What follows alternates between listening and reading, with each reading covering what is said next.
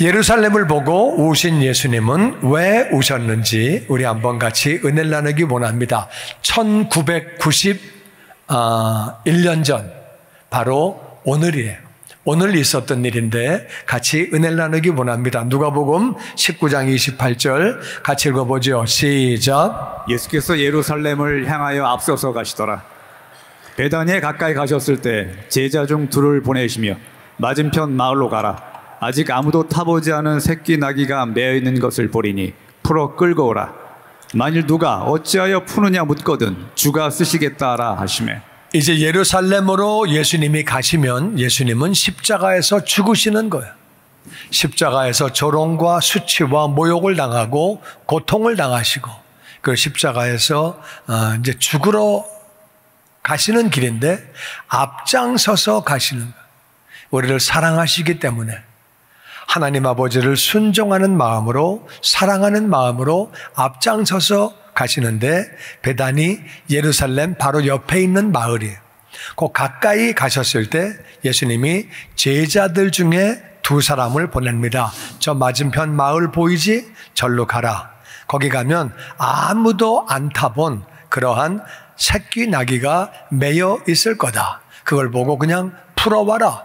풀어오면 사람들이 그러겠죠. 남의 거를 왜 풀어갑니까? 그 왜 자기 마음대로 남의 걸 가져갑니까? 그렇게 말을 하면 주님이 쓰시겠다는데요. 주님이 쓰신대요. 이렇게만 말을 해라. 좀 황당한 얘기죠. 가가지고 새끼 나귀가 없을 수도 있고 또 이제 풀어가지고 오게 되면 어떤 사람이 그냥 가만히 있겠어요? 도둑놈 아니야 이거 남의 거 왜 훔쳐가? 주님이 쓰신다는데요. 이게 무슨 햇소리하고 앉았어요. 그러면 이제 얻어맞거나 감옥 가는 거죠. 경찰에게 잡혀가지고. 그래가지고 황당한 명령인데 이 제자들이 명령을 순종을 합니다. 순종할 때 기적이 나타나는 줄로 믿습니다. 아멘. 순종할 때 아름다운 결과가 있는 줄로 믿습니다. 아멘. 순종이 너무너무 중요한 거예요. 32절 같이 읽어보죠. 시작. 보내심을 받은 자들이 가서 말씀하신 대로 만난지라. 나귀 새끼를 풀 때 그 임자들이 어찌하여 나귀 새끼를 푸느냐 대답하되 주께서 쓰시겠다 하고 예수께로 끌고 와서 자기들의 겉옷을 나귀 위에 걸쳐 놓고 예수를 태우니 가실 때 그들이 자기의 겉옷을 길에 펴더라. 이제 보내심을 받은 제자들이 가서 시키신 대로 순종하는 거예요. 갔더니 진짜 새끼 나귀가 매여 있는 거예요. 얼마나 놀랬겠어요. 예수님 어떻게 하셨지? 여기 있는 걸 어떻게 하셨지? 우리랑 지금 같이 저기서 이렇게 오셨는데 맞은편 마을에 새끼 나귀가 매여 있는 걸 어떻게 하셨지? 그러니까 그냥 시키신 대로 그냥 푸는 거예요.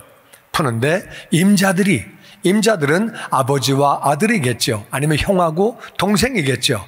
남의 나귀를 왜 풀어요? 지금 뭐 하는 거예요? 지금 왜 그래요? 그렇게 이제 소리를 쳤겠죠. 그러니까 시키신 대로 주님이 쓰신다는데요. 주님이 쓰신다고 하십니다. 그랬더니 그냥 가져가게 하는 거예요. 그러니까 얼마나 놀랬겠어요. 가져가면서 신기한 일이다. 어떻게 이걸 그냥 가져가라 그러냐? 가져가라 그러냐? 진짜 신기하다. 그러면서 가지고 왔겠죠. 그래가지고 끌고 와서 자기들의 겉옷을 나귀 위에다가 걸쳐놨대요. 안장이 없으니까 안장 없이 앉으면 엉덩이가 베겨요. 예수님을 존경하는 마음에서 옷을 벗었다 그랬거든요. 그러니까 이제 겉옷을 벗으면 속옷이 나오겠죠. 그러니까 옛날에 이스라엘은 더웠고 옛날엔 속옷이 그렇게 발달되어 있지 않았어요. 그러니까 겉옷을 벗으면 안에는 그냥 좀 허접해요. 뭐 이렇게 잘 입은 게 아니라 옷 벗으면 그냥 거시기해. 그런데 그냥 벗은 거야. 예수님을 존중하는 마음에서 자긴 좀 창피하죠. 속옷 입으면 창피하잖아요. 그런데 그 속옷도 또 허접한데도 벗어가지고 존중하는 마음으로 그렇게 한 거예요. 겉옷을 나귀 위에다가 이렇게 싸놓고 예수님은 그 위에 이제 타시고 가시는데 다른 사람들은 자기들의 겉옷을 길에다가 폈대요. 길에다가 이것은 카펫같이 양탄자같이 쫙 까는 거예요. 그래서 또 옷을 그렇게 막 벗었대요. 벗어가지고 좀 부끄러울 텐데 옷을 벗어서 예수님을 존중하는 마음으로, 존경하는 마음으로 그렇게 했대요. 왜 그렇게 존경을 했느냐? 그 내용이 37절에 나옵니다. 같이 읽어보죠. 시작. 감람산 내리막길에 오심에 제자의 온 무리가 자기들이 본 모든 능한 일로 인하여 기뻐하며 큰 소리로 하나님을 찬양하여 찬송하리로다. 주의 이름으로 오시는 왕이여, 하늘에는 평화여, 가장 높은 곳에는 영광이로다 하니. 아멘. 왜 그렇게 예수님을 높여드렸냐 하면은 제자들의 모든 무리가 자기들이 본 모든 능한 일, 이제까지 예수님이 하신 것을 많이 봤거든요. 예수님이 병자를 고치시고 약한 자를 고치시고 장애인도 고치시고 그리고 죽은 자도 살리시고 귀신을 쫓아내시고 기적을 일으키시고 예수님께서 행하신 많은 일들, 하늘나라를 가르쳐 주시고 하나님 아버지를 가르쳐 주시고 놀라운 일들을 많이 봤어요. 그런 것들을 많이 보고 그들이 본 모든 능한 일, 그래서 조금 전에 얘기를 들어보니까 진짜 새끼 나귀가 시킨 대로 가니까 있고, 풀을 때 주님이 쓰신다고 그래라 그랬더니 또 그 나귀를 풀어주고, 그런 모습들을 볼 때 사람들이 다 놀라는 거예요. 그래서 그 모든 일을 보고 이렇게 찬양합니다. 기뻐서, 너무 기뻐서 큰 소리로 하나님을 찬양했대요. 하나님을 찬양하는 내용이 뭐냐? 찬송하리로다 주님의 이름으로 오시는 왕이요. 하나님을 찬양했는데 찬송을 누구를 했느냐? 주님의 이름으로, 하나님 아버지의 이름으로 오시는 왕을 찬양했대요. 그 왕은 바로 예수님이죠. 할렐루야. 아멘. 예수님을 찬양하는 거예요. 찬양은 하나님만 받아야 되는데 예수님이 하나님의 아들, 하나님이라 그 말이에요. 지금 그래서 예수님을 찬양하는 거예요. 왕이라고. 예수님이 오시는 것이 하늘에는 평화래요. 그러니까 하늘에는 평화가 무슨 말이냐? 영어 맨 밑에 줄에 보니까 Peace in heaven. 하늘에, 이 하늘이 천국이에요. 예수님이 오셨기 때문에 천국에는 평화가 있대요. 그게 무슨 말이냐? 천국에 평화가 없었어요. 왜 없었냐면은 하나님 아버지가 우리 인생들을 너무너무 사랑하셔. 너무너무 사랑하시는데 인생들이 죄를 지어서 지옥을 가. 사랑하는 영혼들이 지옥 가는데 평화가 있겠어요? 마음이 불편하시지요. 마음이 힘드시지요. 그래서 하나님께서 선지자들을 보내셨는데도 불구하고 잘 안 믿는 거예요. 다 지옥 가는 거예요. 지옥 가는 영혼 때문에 하나님 아버지가 마음이 힘드세요. 마음이 아프세요. 하나님 아버지가 마음이 아프고 힘들면 옆에 천사들도 마음이 힘들죠. 하나님이 마음이 힘드신데 천사들은 막 기분 좋겠어요? 그렇게 안 되잖아요. 그런데 이제 예수님이 오심으로 말미암아, 십자가에서 죽으심으로 말미암아 영혼들이 구원받게 되는 거예요. 할렐루야. 아멘. 그러니까 예수님이 오신 것이 바로 천국에서는 평화가 되는 줄로 믿습니다. 아멘. 하나님 아버지 마음이 너무 좋으신 거예요. 하나님 아버지 마음이 좋으면 천사들도 좋은 거예요. 그럼요. 그래가지고 하늘에는 평화고 가장 높은 곳이 어디예요? 가장 높은 것은 하나님 아버지의 보좌인 줄로 믿습니다. 아멘. 하나님의 보좌보다 더 높은 데는 없어요. 가장 높은 것은 하나님의 보좌인데, 하나님의 보좌, 하나님 아버지에게 영광이라는 거예요. 왜? 어떻게 죄인들을 위하여 그 아들 예수님을 보내주시냐? 하나님 아버지에게 영광을 돌려야 하는 줄로 믿습니다. 아멘. 그래서 이 말은 무슨 말이에요? 예수님, 당신은 하나님 아버지의 이름으로 오시는 왕이십니다. 당신은 찬양받기에 합당하신 하나님이십니다. 당신 때문에 하늘에는 평화가 있는 것이고 하늘 아버지는 영광을 받으십니다. 이게 이 말이에요. 이렇게 말을 이제 사람들이 막 하는 거예요. 기뻐하면서 예수님이 구원자다, 하나님의 아들이다, 하나님이다 찬양하고, 그리고 아버지께 영광을 돌리는 거예요. 그렇게 했더니 39절에 이런 반응이 나옵니다. 시작. 무리 중 어떤 바리새인들이 말하되, 선생이여, 당신의 제자들을 책망하소서 하거늘 대답하여 이르시되, 내가 너희에게 말하노니 만일 이 사람들이 침묵하면 돌들이 소리 지르리라 하시니라. 그랬더니 어떤 바리새인들이 말합니다. 선생님, 제자들 좀 야단 좀 치세요. 당신이 무슨 왕입니까? 어떻게 당신을 찬송합니까? 당신이 무슨 하나님이에요? 말도 안 되는 소리를 하고 있어요. 왜? 당신이 무슨 왕이에요? 무슨 찬송을 받아요? 당신이 온 게 어떻게 천국에서 평화입니까? 어떻게 아버지 하나님께 영광이 되는 겁니까? 말도 안 되는 소리를 합니까? 이렇게 야단 좀 치세요. 그런 말 하지 말라고. 왜 잘못된 말들을 하고 있습니까? 이렇게 막 함부로 말을 하고 야단을 치는 거예요. 그랬더니 예수님이 대답하십니다. 내가 너희들에게 말한다. 만일 이 사람들이 침묵하면 돌들이 소리 지른다.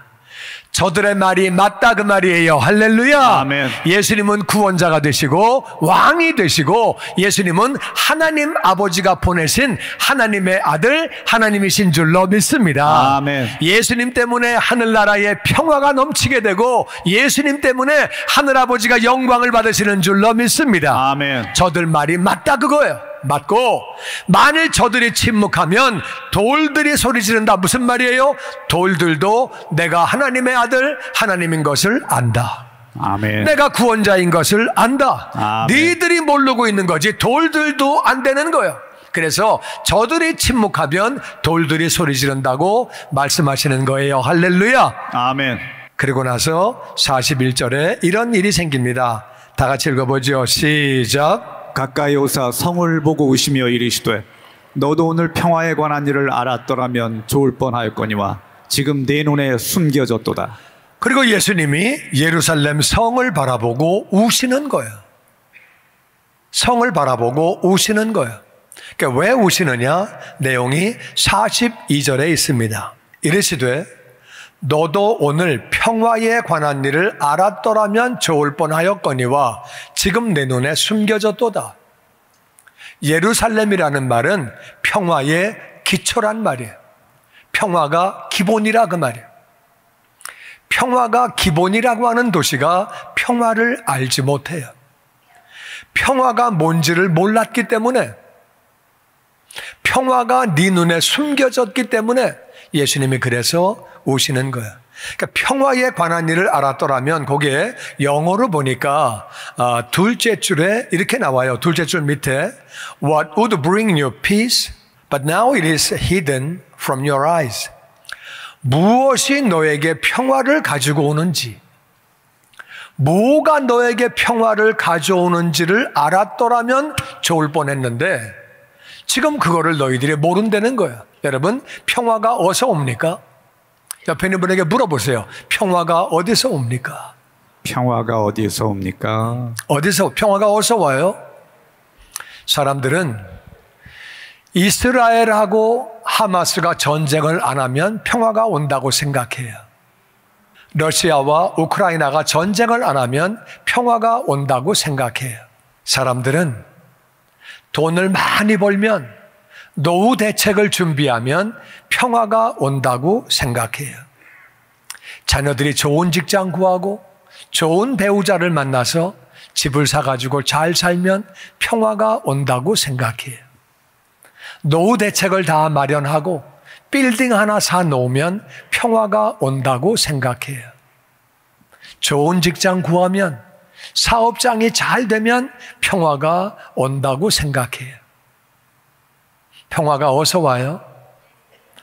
그런 것들이 나쁜 건 아니지만 거기서 평화가 오는 것이 아니라 그 말이에요. 많은 사람은 평화가 어디서 오는지를 잘 몰라요. 예루살렘은 이름은 평화의 기초인데 평화가 어디서 오는지를 몰랐어요. 환경 때문에 평화가 오는 건지를 알았다 그 말이에요. 환경 때문에 평화가 오는 것이 아니라 평화는 하나님을 믿고 하나님이 보내신 예수님을 믿고 우리가 하나님을 따라갈 때에 평화가 오는 줄로 믿습니다. 아멘. 예수님을 영접해서 나의 주님으로 나의 구원자로 영접해서 죄를 용서받고 하나님의 자녀가 되고 천국 백성 되고 영생을 얻어야 평안이 오는 거예요. 할렐루야. 아멘. 뿐만 아니라 그 예수님이 충만함으로 말미암아 이웃들을 용서하는 삶을 살고 이웃들을 사랑하는 삶을 살고 이웃들을 축복하는 삶을 살 때 평화가 넘치는 줄로 믿습니다. 아멘. 아멘. 아멘. 평화가 어디서 오는지를 몰랐기 때문에 지금 네 눈에 가려졌다 그 말이야. 예수님이 평화인데, 예수님이 평화의 왕인데 예수님을 알지 못하니까, 예수님을 모르니까 진정한 평화가 없다는 거야. 그들이 안타까운 거야. 그들이 안타까운 거야. 예수님은 그래서 우시는 거야. 우시는 사연이 한 가지가 더 있어요. 43절에 그 사연이 나옵니다. 다 같이 시작. 날이 이를지라 내 원수들이 토둔을 쌓고 너를 둘러 사면으로 가두고 또 너와 네 자식들을 땅에 메어치며 돌 하나도 돌 위에 남기지 아니하리니 이는 내가 보살핌 받는 날을 알지 못함으로 인함이라 하시니라. 아멘. 아멘. 예수님이 말씀하시고 나서 37년 뒤에 이스라엘이 로마를 향해서 독립운동을 합니다. 대한민국이 3.1절에 독립운동을 했듯이 독립운동을 합니다. 그런데 로마가 독립운동을 할 때 다른 나라들에게 독립운동하면 어떻게 되는지 본을 보이려고 일본도 한국을 무자비하게 눌렀듯이 똑같이 이스라엘을 누르는데 끔찍하게 눌렀습니다. 그래서 그 다음에 황제가 될 디도 장군이 이제 아버지의 명령을 받아서 네가 황제가 돼야 돼. 네가 어떤 놈인지를 가서 보여줘. 그러니까 황제가 돼야 되는 사람이기 때문에 뭔가를 보여야 돼요. 그래가지고 이스라엘에 옵니다. 이스라엘의 예루살렘 성은 높은 산에 위치하고 있어요. 그러니까 공격하기가 어려워요. 밑에서부터 공격하려고 그러면 엄청난 희생이 따라요. 위에서 돌을 굴리고 위에서 또 화살을 쏘고 위에서 뜨거운 기름을 붓고 밑에서 공격하는 건 굉장히 어려운 일이에요. 그러니까 어떻게 했느냐, 이 로마 병사들이 토둔이라고 하는 것은 이쪽에 산이 있으면 이 옆에다가 산을 더 높게 쌓는 거예요. 이게 오늘날은 불도저가 있어서 할 수 있겠지만은 그 당시엔 삽으로 하는 거예요. 삽으로 산을 만드는 것은 이게 쉬운 일이 아니죠. 근데 그 옆에다가 더 높은 산을 쌓아가지고 더 높이에서 화살을 아래로 쏘는 거예요. 그러니까 토둔을 쌓고 너를 둘러 사면으로 가두고 꼼짝 못하게 완전히 가두어 버리고, 그래가지고 그때 절기 때 200만 명이라고 하는 사람들이 예루살렘 성에 있었는데 역사학자의 기록을 보면 130만 명이 죽임을 당했어요. 그런데 자식들을 부모가 보는 앞에서 땅에다가 메어 쳐가지고 죽이는 거예요. 사람을 터쳐가지고 죽이는, 던져가지고 너도 그렇게 메어 쳐서 죽이고 아주 잔인하게 다시는 독립운동을 못하게 그렇게 해가지고 그렇게 엄청난 죽임을 당하게 되죠. 뿐만 아니라 예루살렘이 자랑하는 성벽, 엄청나게 큰 돌로 성벽을 난공불락이라고 만들었는데 그렇게 돌 하나도 돌 위에 남기지 않고 다 무너진다. 그 이유는 너희들이 왜 망하는 줄 아니?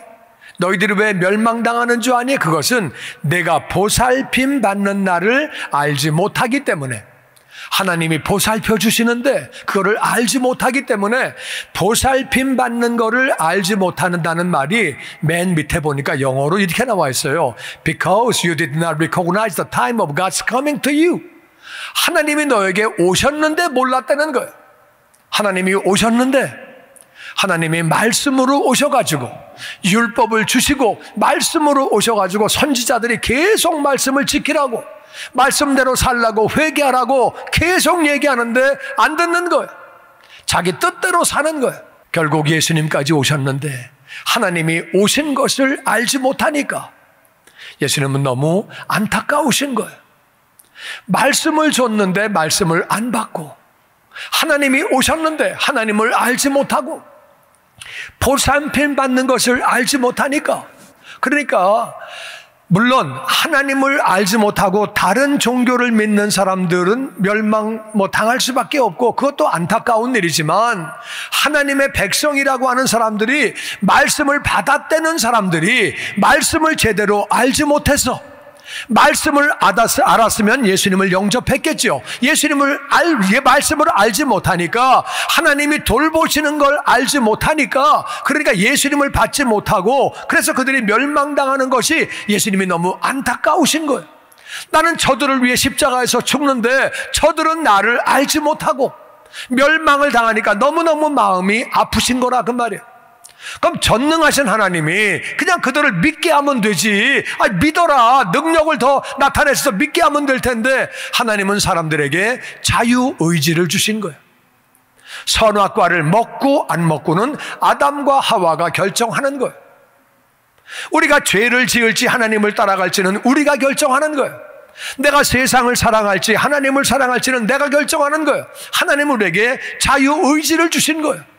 자유의지를 주셨는데 보살핌을 알지 못하고 평화를 알지 못하고 멸망당하는 이스라엘이 너무너무 안타까워서 예수님은 그렇게 눈물을 흘리시는 거예요.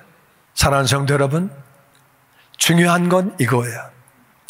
나는 정말 참 평화를 소유했나? 나는 진짜 평화를 소유했나? 나는 평화가 충만한가? 평화가 어디서 옵니까? 어떤 사람들은 내가 성공하면 평화가 온다고 생각합니다. 내가 돈을 많이 벌면, 부자가 되면 평화가 온다고 생각합니다. 내가 명예를 얻으면 평화가 온다고 생각합니다. 내 소원이 이루어지면 자식들이 잘 되고 건강하고 내가 노후 대책 다 마련하고 그러면 평화가 온다고 생각합니다. 평화는 거기서 오는 게 아니에요. 평화는 하나님을 믿고 하나님께서 보내주신 예수님을 내 안에 모실 때에 평화가 오는 줄로 믿습니다. 아멘. 아멘. 아멘. 우리가 회개하고 내가 주인 되어 살아온 삶을 뉘우치고 잘못된 평화를 따라갔던 것들을 뉘우치고 예수님을 나의 구원자로 나의 주님으로 영접하고 나의 구원자로 주님으로 영접하고 나서 그러면 우리가 평화가 오는 것이고 예수님이 더 충만해지면 말씀 충만해지고 성령 충만해지면 예수님을 닮아가면 그래서 예수님처럼 이웃을 사랑하고 원수까지 사랑하고 저들을 위해서 기도하고 복을 빌고 내가 복음을 전파하고 예수님을 닮아가면 더 평화가 충만해지는 줄로 믿습니다. 아멘. 뭘 보고 알아요? 바울이 사형을 당한다 그래도 복음을 전하러 가는 거예요. 베드로가 내일 사형당하는데 오늘 편안하게 감옥에서 자는 거예요. 환경은 엉망진창이죠. 감옥에서 뭐가 좋아요? 그런데도 마음이 평안한 거예요. 환경 때문에 평화가 오는 것이 아니에요. 사람들은 환경이 나아지면 평화가 온다고 생각합니다.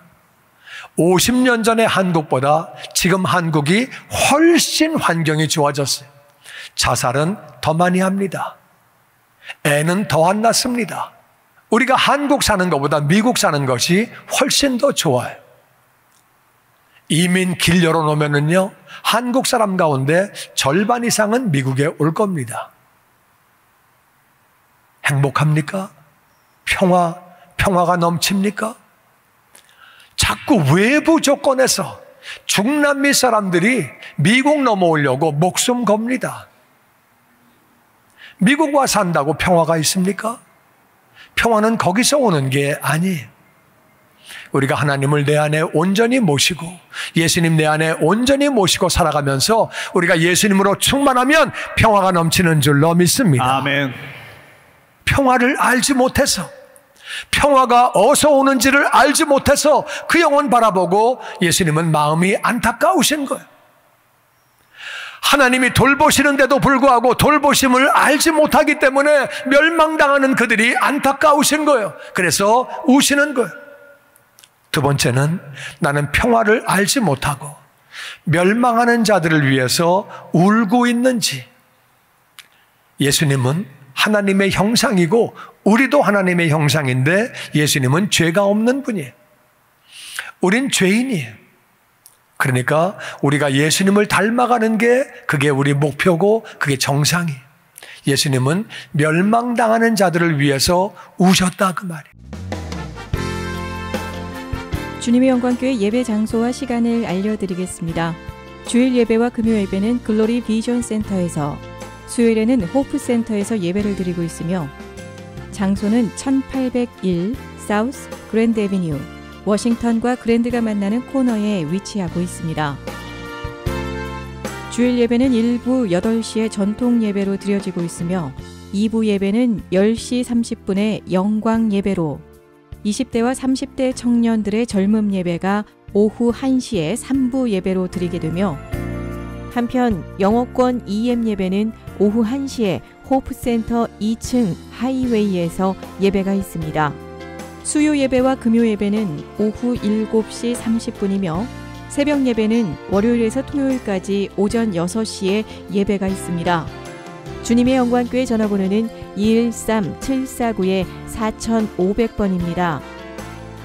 그리고 저희 웹사이트 주소는 www.gcjc.org로 들어가셔서 교회에 대한 자세한 소식과 주일 설교 및 라이브 예배 실황을 보실 수 있으며, 온라인 헌금을 하시기 원하시는 분은 교회 웹사이트에서 하실 수 있습니다. 지금까지 주님의 영광교회 설교 말씀에 참여하신 여러분 감사합니다.